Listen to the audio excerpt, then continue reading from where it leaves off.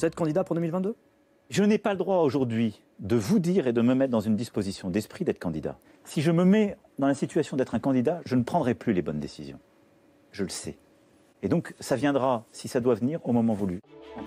C'était il y a plus de 6 mois. Pas question de vendre la mèche. Et pourtant, la candidature d'Emmanuel Macron à sa propre succession fait aujourd'hui peu de doute. Candidat certainement, mais sera-t-il en mesure de l'emporter ? À la faveur du déconfinement et d'une progressive sortie de crise, Emmanuel Macron gagne des points dans les sondages. 48% des Français ont aujourd'hui une opinion favorable du président. Tu es en forme ? Et tu joues au foot, toi ? Attends. De plus en plus populaire, surtout chez les jeunes. Plus 8 points en à peine 2 semaines chez les 18-25 ans qui sont aujourd'hui 63% à être convaincus par Emmanuel Macron. Monsieur le Président, est-ce que je peux tenter une roulade dans le jardin de l'Élysée ? Allez-y. Merci beaucoup. Il va le faire en plus.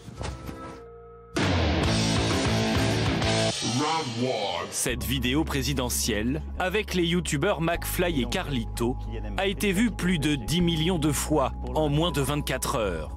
Macron sur YouTube, mais aussi Macron sur TikTok. Si vous venez d'avoir votre bac, ce message est pour vous. Une popularité grandissante du président auprès des plus jeunes, qui s'explique par cette communication disruptive et ciblée sur les réseaux sociaux qu'ils utilisent.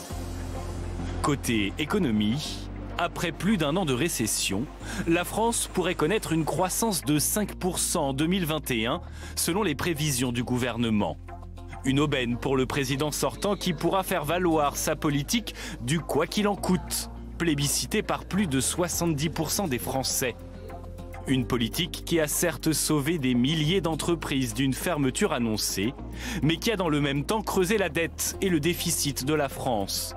Un sujet de campagne auquel devra répondre Emmanuel Macron dès lors que sa candidature sera officielle.